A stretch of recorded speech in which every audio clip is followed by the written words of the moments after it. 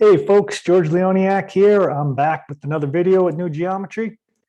And today I'm pretty excited, as usual, to be sharing more sacred geometry. And today it's going to be a little bit more on the Earth grid. And I know I've done 2 videos on this already, but of course those were all drawings. And over the past week, I discovered how to build the geohedron as a 3-dimensional object. So it's turned into the 122 vertices all within here.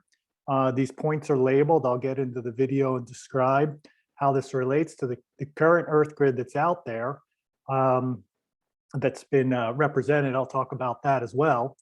But now, here's one of the faces of the Pentagon star and the hexagonal kind of angled in, sloping in sides and triangular faces, etc.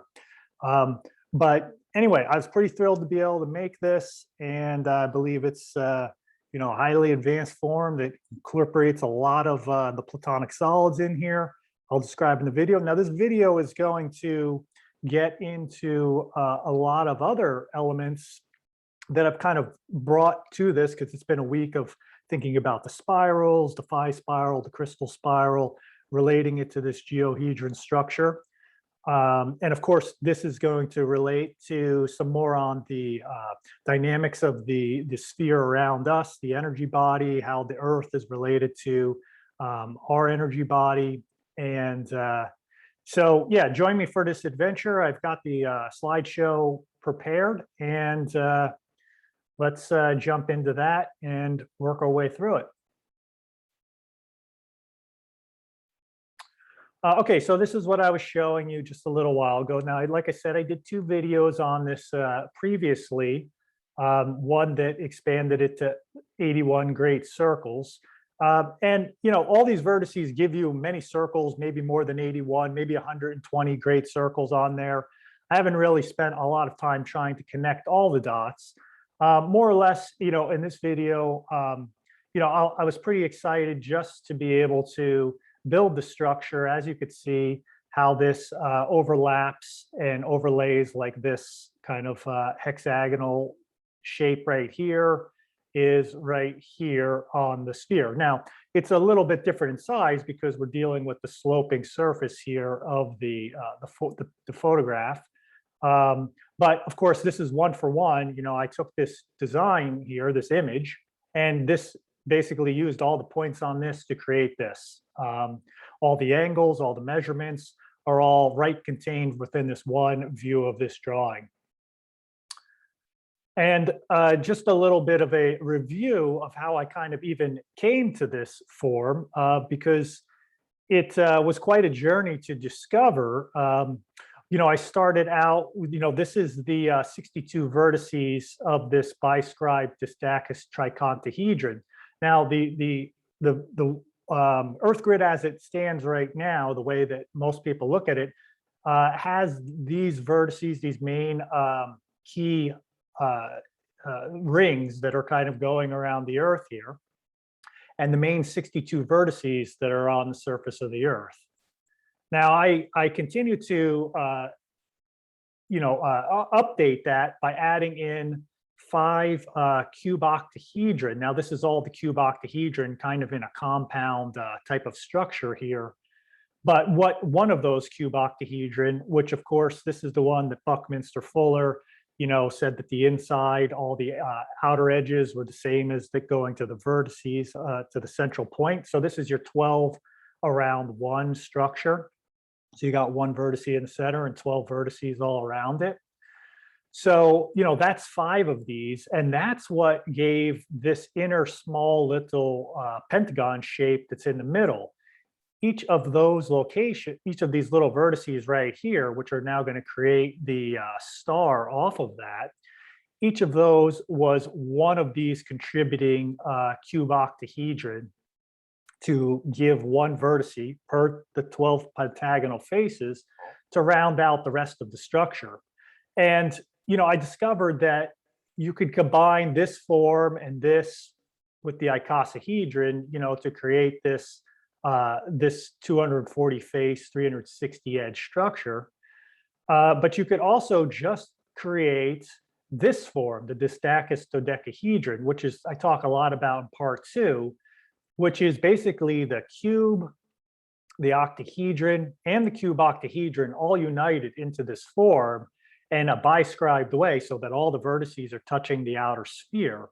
So now that's what I was really interested in this form, was how to create all the vertices of the platonic solids and the cubeoctahedron so they all are in contact with a sphere, meaning that no vertex is sunken in below the structure of the sphere.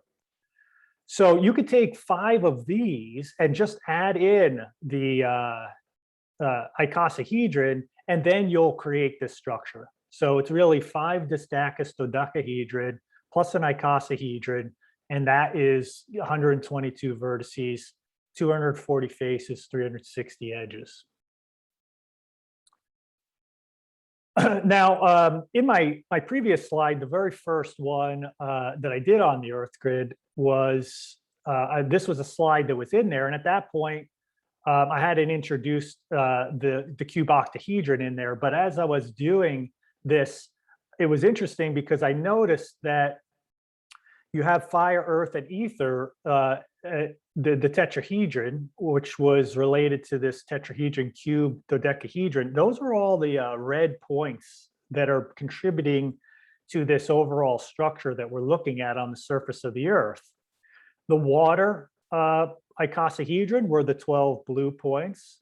And then there was the air icosahdodeca, which was a combination of the form that was created out of the octahedron, basically 30 points of the octahedron. So that's the 5 octahedron that are contributing to this, were these white points. And I labeled them in that video red, blue, and white because of those types of energies that were kind of associated with them. The way I was feeling into it. And in Google Earth recently, because there's a layer that gives you the Earth grid, there was a little tab in there that had how you can draw the tetrahedron and connect the vertices to create a tetrahedron, connect the vertices to create an octahedron, that's on the surface of the Earth. But at the very bottom of that list, there was something called yin points and yang points. And when I clicked on those, essentially what it did was highlight the same vertices that I'm showing as the yang points, which were the fire, earth, ether points, or the tetrahedron cube dodeca. The yin points were these icosahedron blue points, and the balance points were these air points of the icosahedodecahedron structure. So these were the main ones that kind of came together to create these vertices. And that, of course, is not with those 5 cubeoctahedrons that are creating the smaller pentagon in the structure, which is essentially what makes, the geohedron structure, is that little 5 little pentagon structure in the middle. So yeah, I thought that was cool. And then in what I decided to do here was just to show. This is kind of what it looks like in Google Earth. Of course, these lines here are more like a straight hoop, but just a ring around the Earth. But because I'm connecting the dots, there's a little bend in these because I'm basically going over a flat surface to connect up to the other flat surface. This right here would be the equator of the Earth. And this would be the North Pole and the South Pole here. So we've got the Southern Hemisphere and the Northern Hemisphere. When you layer that over the geohedron structure, you can see more of the complete picture of how the star is created and connected within a smaller pentagon shape here. And the blue icosahedron, basically it's extending the line of the geohedron structure all the way around until it connects over to the geohedron structure over here. So I'm just basically filling in some space, connecting dots that should be the hoops that go around it. But here they're just kind of, they're broken lines because they're following the flat surface of the geometric form that I've constructed here. This is what it looks like over the surface of the Earth. And of course, it's slightly larger here because remember the Earth here in this image below the structure is curving away, where this is like a 2D representation. I mean, they're both 2D, but this Earth picture in Google Earth is trying to make it look like a 3D structure to us, or a 3D form of the Earth. But you know, so if I move this off out of the way, you'll see the underlying 15 hoops that are created. And now when I add in the pentagonal structure here, the little pentagon that is created from those 5 cubeoctahedron, you'll see that it creates the star points. So in Google Earth, when you hit the yin and yang lines and or the balance point lines, you know, hit balance point lines in there, that's the one that will give you those balance points, which are then creating the lines to those air vertices, which are labeled in white here. So that will give you the vertices. I guess not all of them are labeled in white, but that will give you the star within the larger 15 hoop structure. And so that's the geohedron. I believe it's a much more fuller, complete version of the Earth grid that contains those balance lines, which then, you know, divide this into 240 faces. So, you know, this little exploration that I'm doing here has got a kind of long history, and I wanted to kind of go into that just a little bit, because I'm basing a lot of my discoveries on things that are out there already and taking it further, because there's really hasn't been a structure like the geohedron or the Gaiasphere, I'm also calling it. There hasn't really been a structure like this created before that's built on, you know, the principles of sacred geometry at the heart of it. Back in 1943, Buckminster Fuller created this world map called the Dymaxion project. And he based this, you know, great construction, you know, he patented this and everything, that you can lay out the Earth, you know, and this is another version of his based on the icosahedron, you know, showing the whole Earth basically in the sea of ocean all on one flat projection. And that was kind of his main way of going about that. This one is on the cubeoctahedron in 1943. I'm not sure when he came up with the icosahedron version of that. But as you can see, this is just one form that it's based on. And same thing with the icosahedron. This, of course, the icosahedron only has these 12 vertices that are contributing to it. And when you combine it with where I went with it was to construct this form, which this is called the Russian grid, because in 1960, there were 3 Russian scientists who devised this series of, you know, triangular grid with the pentagon structure spread over the Mercator version of the map of the Earth. And here they actually introduced the 62 grid points, which, you know, Becker and Hagens here continue to use, and which I'm continuing to use as well, where all those points lined up, and they had the yin and yang and balance points identified on their map. Then Becker and Hagens came along in 1984. Their first version of this, what they started to talk about the Earth grid, was back in like 1975 or 76, 77, somewhere around there. They then built their system out and started to use the Rhombic Triacontahedron. And I compared the Rhombic Triacontahedron to what I created back in the first video quite a bit. And I put the Rhombic Triacontahedron like inside the Earth. And, you know, I didn't look at their picture closely enough, but what they're doing here is down at this image here is they're having that one point touch the surface of the Earth. So the Rhombic Triacontahedron, the Earth is within the Rhombic Triacontahedron on that rhombic face as that plane continues on, and then that will connect down to the Earth point. So it's kind of like some of the points are on the Earth, some of the points are floating up above the Earth, and then the whole Earth is contained within that 30 point structure, 30 face structure, excuse me. The 30 faces, they're all contained in there, and you have the flat equator going down along that. So I do like that that model. I think it's very cool. But when I wanted to construct the geohedron to have all the vertices touching the surface of the Earth. Here, only the inner points, which are these, which there are going to be 30 of those points, are touching the Earth, while the other remaining 32 are going to be up above the surface. So, I mean, that works, but it's kind of like it contains the Earth within it, but not all points are touching. So I was able to figure out how to draw the geohedron on my own structure here, you know, of making a flat projection. Let me just zoom out a little bit. Making a flat projection, just like, you know, Buckminster Fuller did, just like the Earth Star project, the Becker Hagens did. And, you know, this is the geohedron as if I were to open this up and lay it out flat.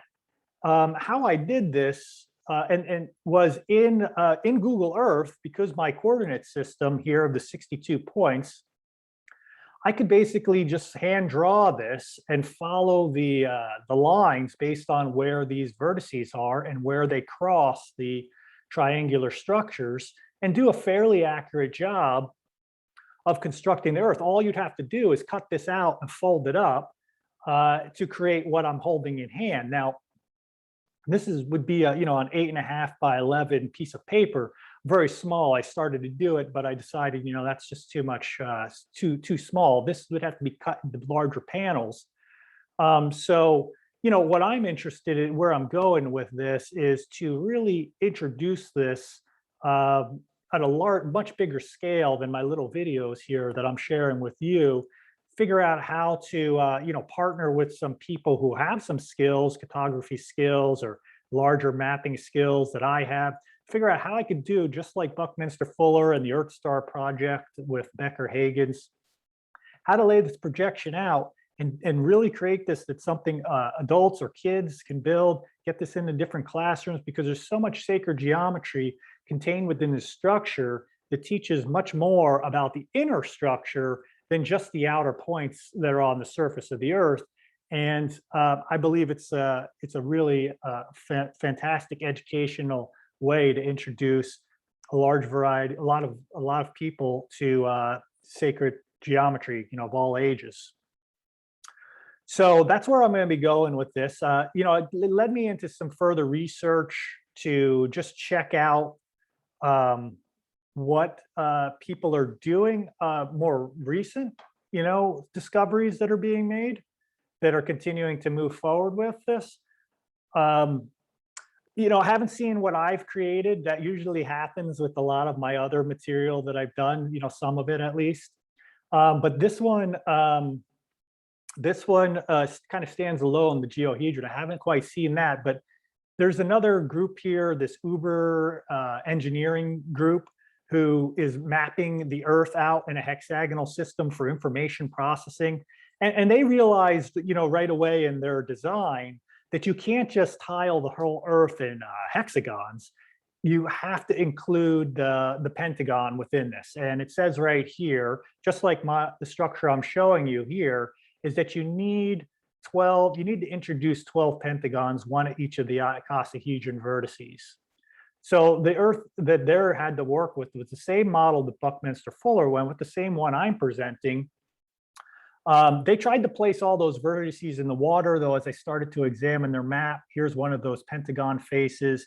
Here's another. So yes, the central vertex is in there, but the pentagon itself will spread out and go over. The locations they're using on this are very close to the Earth grid. For instance, over here near the UK, that vertice would be just a little bit further up towards the top of it. And it's just a little off from the model that Fuller and the Russian scientists and myself are using. But in order to do that, they had to use the 12. And I read a quote recently about Socrates. He was explaining what the Earth looked like to some young lad that he was, you know, working with. He said basically it's just like 12 12 patchwork pieces put together around the surface of the Earth. And that 12, could certainly have been referring to the dodecahedron or the icosahedron, or, combination around the Earth. This led to one other discovery that I hadn't quite seen here. This, it's called the Othua graph world map. And this was like an award-winning design in Japan. And there's some more that I'd like to read about it, but somehow the surface of the Earth is able to project down to the tetrahedron. And I'm not sure what this structure is, based on some sort of rectangular grid work. It looks like a lot of work went into this, but I could see right from the structure here of how this was created. It looks like they constructed it out of a rhombic dodecahedron, in a spherical rhombic dodecahedron with these rhombic faces curved along the surface of the Earth, and then subdividing the Earth into more little rhombic faces. So that's an award-winning design. It makes me wonder about this, will this have its own Wikipedia page? Not from any of my, egoic sense, but really because I think this is such a fantastic structure that is built on the underlying principles of sacred geometry. A lot of these forms, there's a tetrahedron within this, but for instance, this one, and even Buckminster Fuller's work when he got into the geodesic structures and just dividing the surface more and more into smaller and smaller triangles and combining hexagons and pentagons on the surface, something was, kind of lost in that transition, is like what's happening to the interior of the structure. We kind of just started to focus on the surface and forgot that all these vertices are actually being underlying geometric forms, notably the platonic solids, all 5 of them, 5 of each within here, and also the cubeoctahedron are all creating the 122 vertices in here. So this contains all that sacred geometry at the heart of it. It literally contained within inside of this. Whereas when we start to build out things like this, you wonder what the underlying geometry. It does have the icosahedron in here, but we're just applying kind of a grid-like structure around the Earth for our purposes of communication, which I think is fantastic. But I don't want to lose sight of the sacred geometric principles that are contained within this that help us get to those types of discoveries. So, I think the geohedron, does that really well. I think it's quite an upgrade from the just working with the rhombic tricontahedron. So, I'm excited to move this forward and see how I can introduce this to a lot more people. And if you're one of those people who have any interest in, figuring out how to help me move that forward in any way, I'd be appreciated, to connect and discuss if you have any of those other skills to figure out how to transfer not a hand-drawn version of the Earth, but actually a really high definition version of the Earth on the template. I've got the template, I've got all the angles, all the measurements, all precisely done and accurate. So I'm ready to go and move on that. And I'll chip away out and discover how to do that, and then figure out ways to get the outreach and expand it to reach a lot more people, maybe through some sort of Kickstarter or something like that. But anyway, so, here is essentially, 6 around 1. I've got 6 different views of the Earth, drawn as best as I could, starting with Africa here. This is point 40. That's the center point right here that I started with to kind of divide the Earth into the southern hemisphere, and the northern hemisphere here was starting at that point, which I then recognized was similar to what Becker and Hagens did here. That's also point 40 at the kind of geographic center of the division of the map. So it's just kind of neat to see how you start to come up with these similar discoveries, because it just represents itself in that way. So point 40 seems to be an important one, kind of right at the intersection of the Gaboon highlands, the intersection of 3 different countries there, very close to it. And then, of course, we've got, South America. We got the 7 continents all represented here on this map, how it's laid out. Okay, now I'm going to shift gears. I was going to do a kind of a separate video, but I'm going to include this all into one just to kind of keep going. If you're full with what the information I presented already, you could take a break and come back to this if you like. If you want to kind of keep going and see the whole picture of what kind of fanned out from this that I was working on kind of prior. A lot of things continue to come together, but I wanted to start to reintroduce and kind of come back around to the spiral and look at how this relates to the geohedron. I'm going to show you how I came up with these spirals that are coming through. Essentially, what's happening here is we've got picture like a cone-like structure, much like you see here in this image that has one of the spirals. You picture 12 spirals coming into this geohedron structure. This would be basically like a top-down view. And these are not all the spirals. These spirals are basically showing you kind of the width of what this would look like from above. So this width here is the same width at the top edge of this circle, this oval shape here that would look like this from above or below.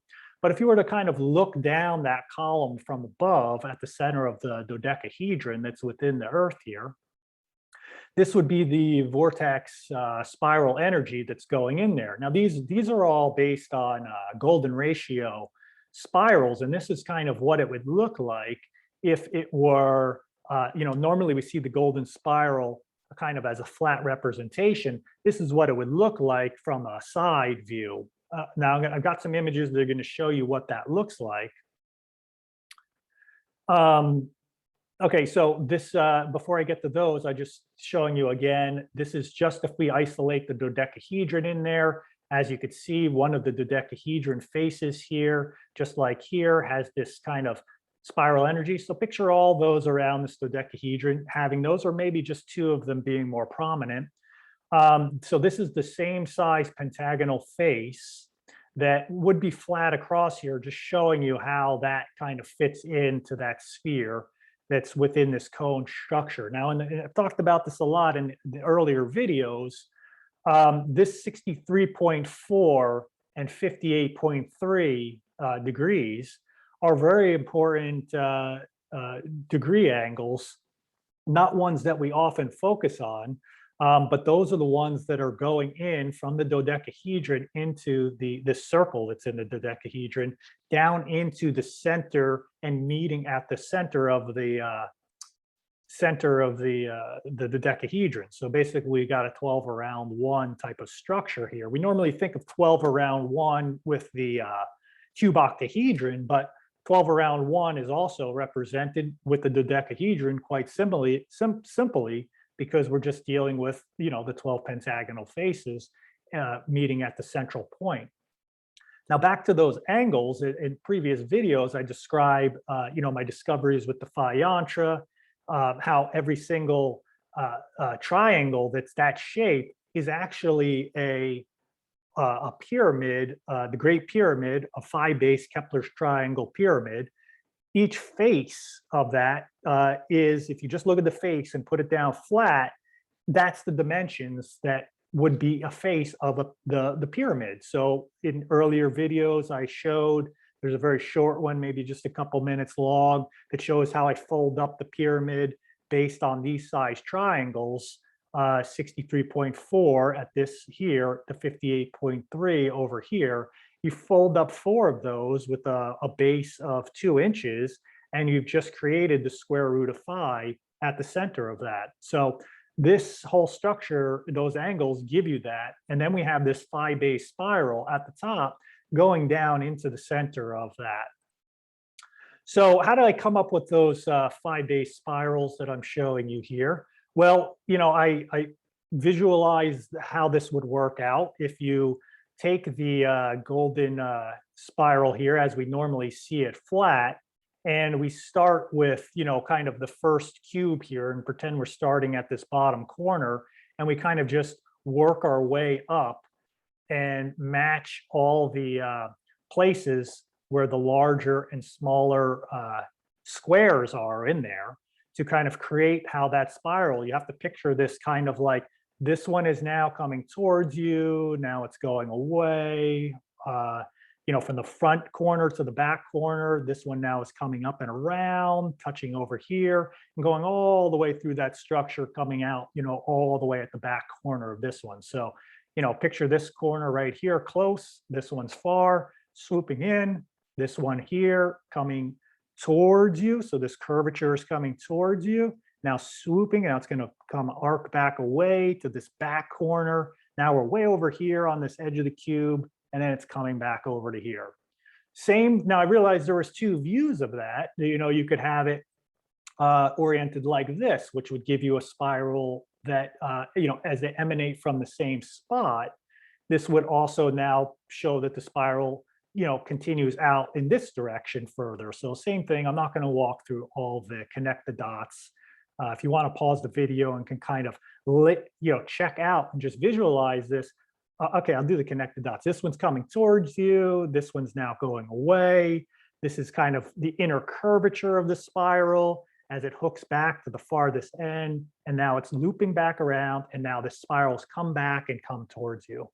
So, these are the types of visualizations you can get into if you're into working with a golden mean spiral and don't have anything against it. So I did one more version of this to kind of turn those cubes like three-dimensional. Now remember, this is based on the inner curvature of a cube. Now this is a logarithmic spiral, which isn't just based on these kind of half arcs that are going along.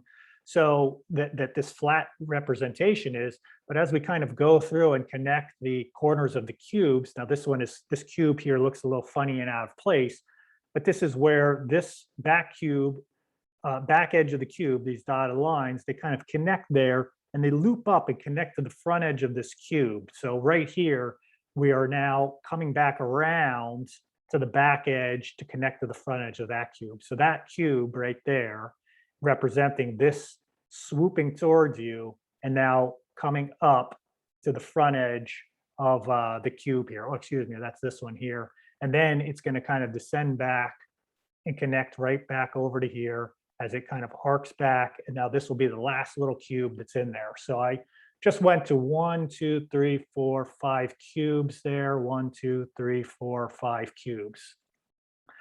So these cubes, they're done accurately. This is what the cube would look like if it was just slightly rotated at the angles, which it gives you an accurate representation of this spiral, which could be like a ram's horn or something like that. The ram's horn kind of follows that geometry, to a certain degree, more or less. Different horns have different shapes. It's not all like this, but the spirals are all throughout nature, and they just have different variations of that. Through my exploration of this, I kind of came up with a different version of a spiral because of this nesting of the cubes.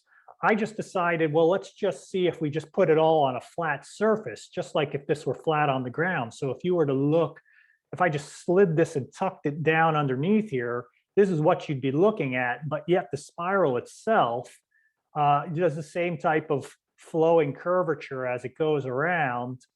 Here at the back edge of this spiral has been at the front edge of actually at this corner where the top edge of this cube meets. See, now we're not going from corner to corner because we're on that flat surface. So this comes up, connects kind of almost at a midpoint or phi ratio, because that's divided by phi now.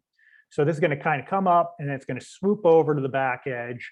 And now this is also a phi division. It's going to swoop up over to here. So when I look at these spirals from the sides, they are a little bit smaller, but this is more reminiscent of, the spiral that maybe a snail shell would have. It's not this antelope spiral or a ram's horn spiral. It's a more gentle spiral as it arcs out. Now, I know I've gone kind of far from the geohedron, but I want to get back to that, of course. But I wanted to give you a little visualization of how those spirals go through there, because now we could kind of put those spirals. I only put one of them, the kind of one that, coming in from the center of the vortex of energy through that top dodecahedron, through the center, you can picture meeting these both ways. I picture these spirals not just one directional going through, but actually you have coming up and in, and then that creates a plane that kind of comes out through the meeting of those two. But then you also have the bottom one continuing all the way through as the top one went down, continuing all through. So you have both, I believe, going all together. And just picture if you had this from all 12 directions or many, many directions, not just a straight up and down version, but we could have it in all those other 12 and more directions. So here's a picture of kind of now this Taurus energy. If you were to, look down of this from above, you'd see a series of concentric circles going around this, much like I was showing you in the Metatron's flower design. Now this would be looking at it kind of from the side. And this would be, I just did the different colors radiating out around it with the geohedron at the center. So I like to just get creative and kind of play with the designs and the forms to see what emerges. They're not super science, they're not all based on the science, they're based on kind of the intuitive science that we're getting into here. And I'll continue with the intuitive science just a little bit more.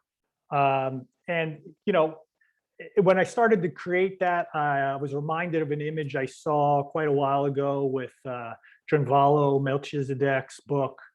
He didn't have the rhombic tricontahedron in there, but he shows a dodecahedron in the book. I have it right here, which I could show you at the end of the video. But here's an image. Well, let's see if you could kind of see where the image up in there, how he's got this dodecahedron in this plane of energy, which is, this little Merkaba, because, of course, he really highly popularized the Merkaba here into his design. And then he shows, there are other geometries that extend beyond that, kind of like Merkaba is almost like your training wheels. It's interesting if you have this book and you're highly into the Merkaba and you haven't read that, he's got a little section in there that, his disclaimer at the beginning of the book is like, okay, you could skip this section. You don't have, this is, not everybody needs to read this, but there may come a point when this information becomes important to you. So this is what he contains in there. I guess it was important to me at this point in my discovery because, in that section, he describes, as I'll show in the next slide, that there are multiple geometries beyond the Merkaba, the tetrahedron star tetrahedron. Like here's an octahedron that he says is also within there. And then of course there's the dodecahedron, the icosahedron. There's multiple geometries beyond that. And you can explore all of those, we don't need to kind of get locked into one mode of consciousness. And as I explore the different geometries myself, I realized that I've been doing what it is that he's been describing. It's like, well, you could put your tetrahedron thinking cap on, or your cube thinking cap, or you could, if you're really into the octahedron for a while, or the pyramid, you're putting on that cap around you, and your kind of your energy field, your consciousness is being informed through that particular geometry. And when I've done that, as I explore the different geometries through those thinking caps, these octahedral caps or icosahedron cap, what it's going to present to you is a lot of information coming through that particular view that's associated and connected to that bandwidth of consciousness. Now, they're not higher or lower bandwidth, even though he's showing that some are in the beginning, smaller and whatnot. There's always successively more layers. As I was working with the tetrahedron for quite a while, and then was thinking about the octahedron, that really got me more into the crystal spiral and looking from that view. So remember, there are 3 different views that I like to talk about quite a bit in my previous video, where I show them connected to the drawing techniques. You have this hexagonal, pentagonal, and the square view. And each of those kind of unlock different information for that really are a unified picture. And you basically, when you're doing that drawing of this octahedron and you're focused on that view, you're highly resonating and connecting with this octahedron point at the top and the square, connected to it. So you've got that type of orientation because that's the vertice that you're focused on. At least this is how I kind of relate to it, and it resonates with me and some of the things he's describing in his book there with that information in that chapter. So, when I started to work with the octahedron, there's also a cube that can be connected, and that created this rhombic dodecahedron. And, in my earlier videos, I talk about the energy system of the body of light connected to this system just as much as it could be connected to the star tetrahedron.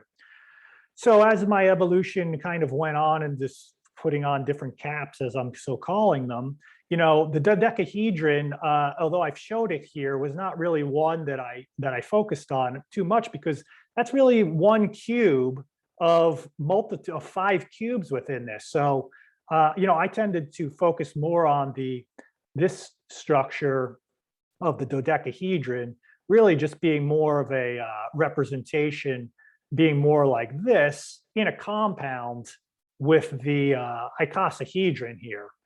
And that would give the rhombic triacontahedron, which is, kind of our, how the platonic solids all fit and nest together. This is very much one of the culminating forms, or the culminating form, as I described in my previous video, talking about the rhombic triacontahedron being a culminating form. And that's why I think that the Earth grid of Becker Hagens, how they lay it out and call it the Earth Star and connected that way with that phi-based Earth in the middle is just, really fantastic. And, in my previous video on the Earth grid, I was describing it as the vertices touching on the inside of a sphere. And now I understand a little bit more about how they went about that. But so you could put this type of cap on, and that then really for me has been kind of opening up that cone spiral energy of the phi spirals, more connected to that. And I'm going to connect this all to a structure that we're all familiar with, or something we're all familiar with, in just a little while to show you how I got to the phi spiral and how this all relates to these structures. But so here's my contribution, and I do see it as a new contribution to the field of sacred geometry that I would like to popularize just as much as the rhombic triacontahedron or Drunvalo's work with the star tetrahedron, because now what I've done with this, as I've been describing, is showing that all the 5 platonic solids, 5 of each shape, essentially, 5 of each of these shapes are all within this structure, including the cubeoctahedron, to create this geohedron, which is, but following the sacred geometry principles that I have, is the closest that we've gotten to a sphere. The Distachus,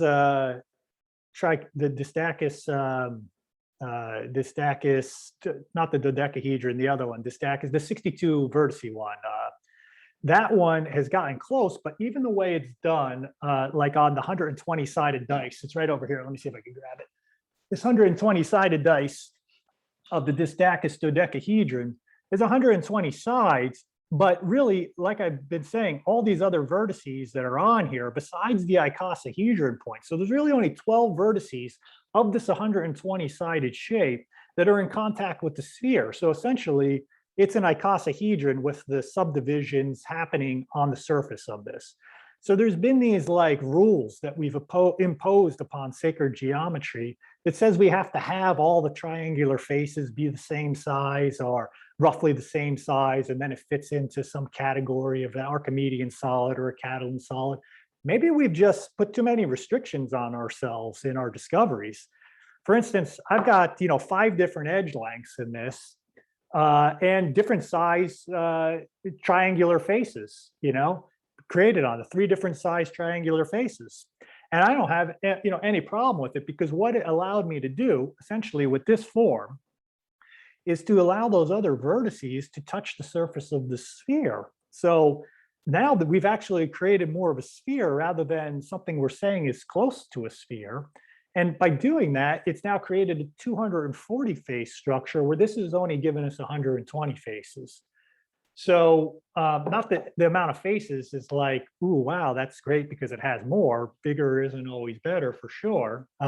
But it does kind of break out of the constraints that we've placed on ourselves to be more free with our exploration of sacred geometry and not get too stuck into one perspective where it's got to be the star tetrahedron, or you got to be an octahedron, or you got to be in a icosahedron, or any of those things. They're all different layers of consciousness that we're able to explore and integrate and combine in different ways as we see fit and discover the truth for ourselves. And there's no need to try and convince anybody of one way is better than the other or any of that sort of stuff. We just go and discover and share what we find and hopefully elevate the whole field. Now, I do want to just, because in a lot of my videos, I do talk about the crystal spiral quite a bit. I do it in a very open-ended way. I don't have a strong declaration for or against it. I find it just to be another manifestation of creation, just as much as this other is. I don't see them being, the phi-based spirals being some sort of distorted view of reality or anything like that. So, here's just a comparison of these two models, because this is an earlier version I did. Now, crystal spiral, like I did here with the Fibonacci, this is a golden spiral, not the Fibonacci spiral. Like I did over here with the golden spiral, is essentially what I did with the crystal spiral a while ago. Because as you saw in my previous videos, I was always like, hey, the crystal spiral, is it just flat? Is it just a 2D thing? And I showed in one of my videos that yes, you can just lay it out on the surface of an octahedron that ever expands on a flat plane. But because I'm not constrained by having it to fit into someone else's worldview, I'll just play with that form and just connect the dots to create this spiral as it's coming around and connecting to a series of octahedrons and cubes, and show what it looks like from a top-down view so that we can run it through a system, and also have it flat if we want going through, or also have it going up the down vertically. Because when we're looking at a cube, just as much like the dodecahedron here, we could also put vertices, vortexes of energy coming in from 6 directions around that, just as much as we could do this 12. The cool thing about the structure here of this dodecahedron is that it's got 5 cubes in it. So essentially we're taking these 5 cubes with these vortexes of energy, also placing them in there. So we've actually got a whole nother level of vortices in here that are going to be filling in a lot of these spaces around the ones we have here. It's almost like in embryonic, like in chi breathing or something, or embryonic breathing, where you breathe and you are a sphere of breathing. You're a whole sphere. You're not just breathing just in one direction, but as you breathe in and inflate like a whole sphere of breath around you in all directions. And that's what, for me, this geohedron structure kind of represents. You could place the spirals over the heart, the mind, down at the feet, wherever you'd like. But if it's, divided in half with an equator, just like the Earth is, well, then you do have, an energy that's meeting at a central point, just like the dodecahedron all meets at a midpoint, a kind of 0 point at the center of the structure. I don't know if 0 point's the best way to look at it, but there is something that kind of all comes down. And if you kind of continue to collapse more and more at that center spot, you enter into like infinity. And that's why that fractalization of the pentagon leads towards that spot, because if you continue to look inside the pentagon and go further, but you could do that with the crystal spiral, the square at the top of that too, and continue to go in too. That's just the way sacred geometry works. We could continue to go further and further into any of these structures. So here's the rhombic dodecahedron, and we've got the spirals as they would look from the side view, kind of going through there. And then, now I've really been focused on the geohedron. And for me, there's really no reason, why these things, can't just be combined together. Here's a little modification or a kind of different version of Gianvallo's picture of the different layers we could tap into. And of course, I'm not saying any of these are bigger, smaller, higher, lower than the other, but like I said, the Merkaba, as he said, is really just kind of the start of an unlocking of multiple geometries that you have the opportunity to kind of engage in, not only a kind of on a theoretical, drawing-based kind of scientific level, but also kind of on this energy-based, intuitive feeling level to kind of, if you gravitate towards that, sacred geometry is just as much as an exploration of energy, because it's all energy and light exploration than it is of just number crunching and drawing straight lines and making sure the spheres fit with inside shapes or around shapes and all that sort of stuff. Both of those kind of come together to kind of create much more of a full synthesis. So here I've just created, combined the 5 spirals with the crystal spirals in those vertical orientation, and I have no qualms or problem about saying that it is a both and universe here that we're in, meaning that we don't have to have polarized views. We can combine together and create something greater than the sum of the parts. And essentially, that's what the geohedron for me has done. Was it a combination of all those forms created something greater than the sum of the parts, which happens to represent a whole ecosystem Gaiasphere of our Earth. And this underlying structure must relate to a lot of spherical structures. So, here's just another image, that is a view that is besides just kind of the classic view of a torus field of energy kind of coming in through the poles and exiting and kind of circulating around in one direction. This is also another model that I tend to visualize quite a bit.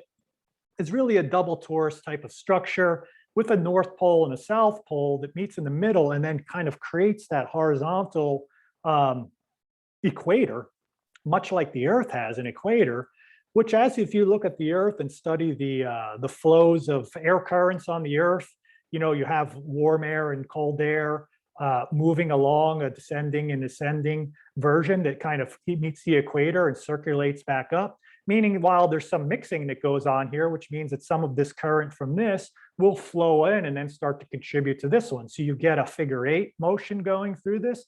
As well, you also get, a downward current that follows that equator as well.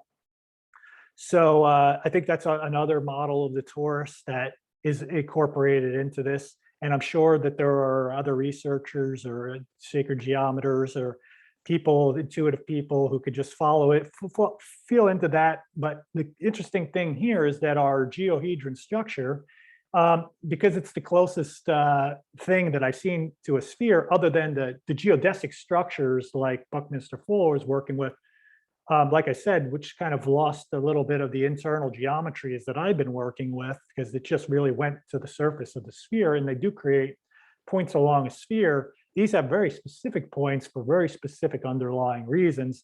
This fits nicely over a sphere that will contain that double torus. So here's just a little bit of a story that I wanted to follow. I was going to do a kind of separate video on this, but I'm going to do a very quick representation of this because it relates to how I discovered or entered into reconnecting with the phi spiral. And, in some of the recent videos, I've been showing the transverse cut of the apple. And of course, how could we say that, unless you really have something against apples and believe in that story that it's our fall of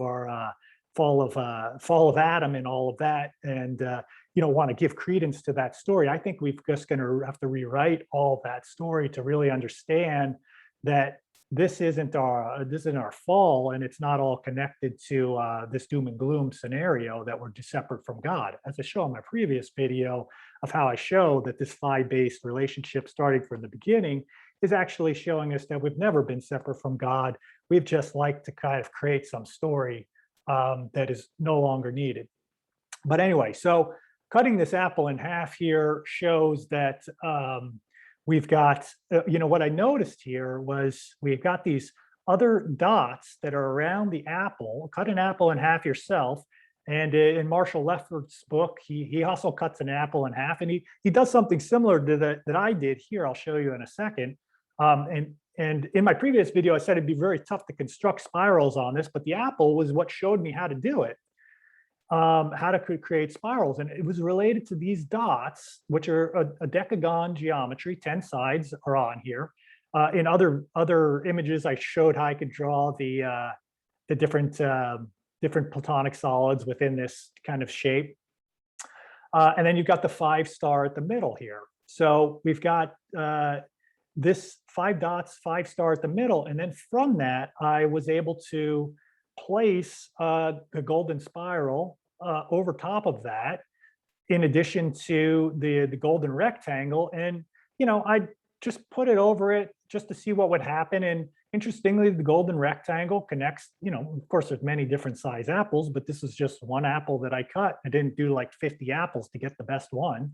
One apple I cut, I put it over it. And, I connected the spiral at the center. Now, this is an important point because this is something that, the Cathar people will often say, crystal spiral, advocates will say that the spiral doesn't originate from a center, it's all consumptive and things like that, even though the spiral that they're presenting will continue to go smaller and smaller to a center point and never still reach the center, as I showed in previous videos.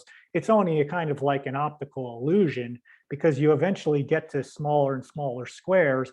But if we continue to zoom in, all you'll see is the continually same thing. The only thing is that it's centered in the square rather than the rectangle. The same thing's going to happen here.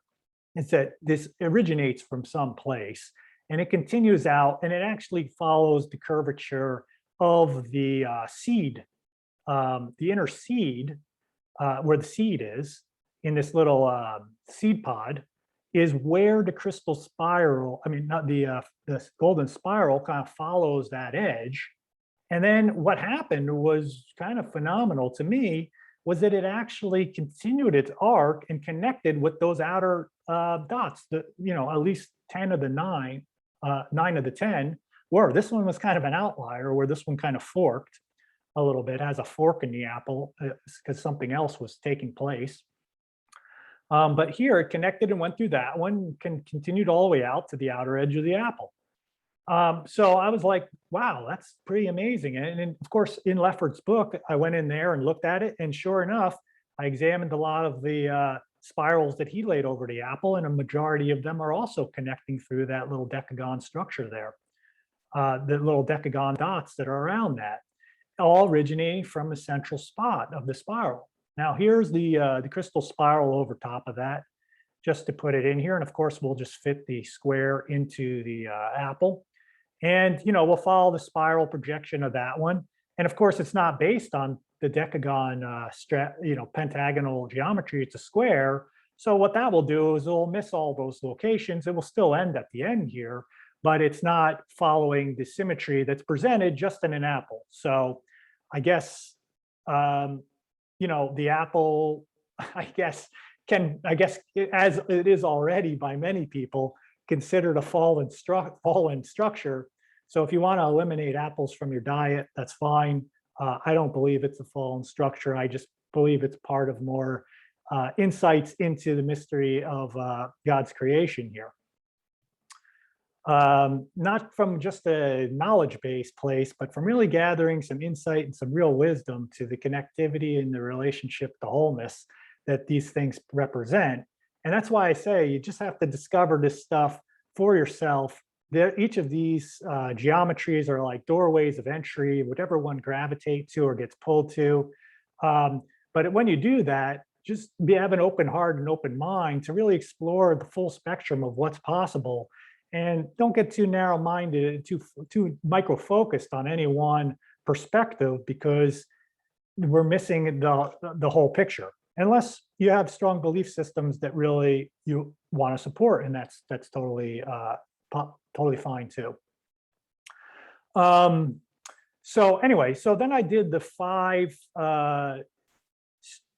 spirals around here, and they're just following the edge of the seed pods. And as you can see, they're connecting with the five, they're doing the reverse pentagonal structure, kind of connecting with those as they go around at those 10 little dots that are around there, pretty close, fairly overlapping quite a bit. I didn't try to manipulate the image too much to make it all work. It's just doing it itself.